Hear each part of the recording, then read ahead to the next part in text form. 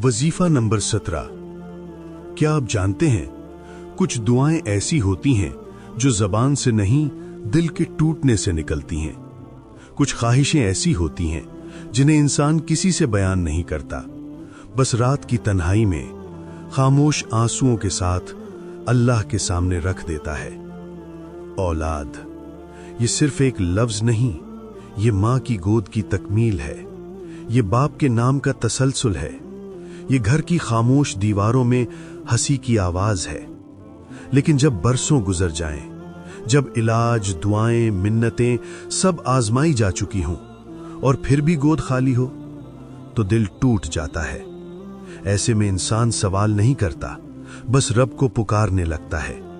और यही वो मकाम है जहां हमें कुरान एक ऐसी दुआ सिखाता है जो सदियों पुरानी है, मगर आज भी उतनी ही ताकतवर है जितनी उस दिन थी जब एक नबी ने रब के सामने टूटे दिल के साथ अर्ज की थी। वो नबी थे हजरत ज़िक्रिया अलैहिस्सलाम। बुढ़ापा, कमजोरी, जिंदगी का आखिरी हिस्सा और औलाद की एक खामोश तमन्ना। उन्होंने ना शिकवा किया, ना सवाल किया, बस दुआ की, ऐ मेरे रब, मुझे अकेला न छोड़, तू ही सबसे बेहतर वारिस है। ये अल्फाज नहीं थे, ये एक टूटे दिल की फरियाद थी, और रब ने इस फरियाद को रद्द नहीं किया। अल्लाह ने नामुमकिन को मुमकिन कर दिया और हजरत ज़िक्रिया अलैहिस्सलाम को औलाद की अजीम नेमत अता फरमाई। और याद रखें, जो रब उस दिन सुन सकता था वो आज भी सुन रहा है। जो दुआ उस वक्त कबूल हो सकती थी वो आज भी कबूल हो सकती है। इसीलिए अगर आप या आपके घर में कोई भाई या बहन औलाद की नेमत के लिए दिल से दुआ गो है, तो आज की ये वीडियो सिर्फ एक अमल नहीं बल्कि उम्मीद का दरवाजा है। अब मैं आपको एक ऐसा रूहानी अमल बताने जा रहा हूं जो कुरान की दुआ, दरूद पाक और अल्लाह की पाकीज़ा तस्बीह पर मुश्तमिल है। ये अमल कोई जादू नहीं, ये अल्लाह पर मुकम्मल यकीन का जरिया है। सबसे पहले आप एक पाव बादाम की गिरी और एक पाव छुहारे हासिल करें।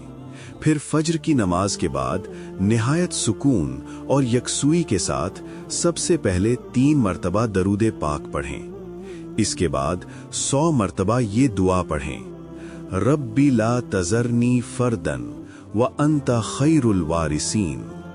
फिर 100 मरतबा ये तस्बीह पढ़ें, सुब्बूहुन कुद्दूसुन रब्बुल मलाइकति वर्रूह।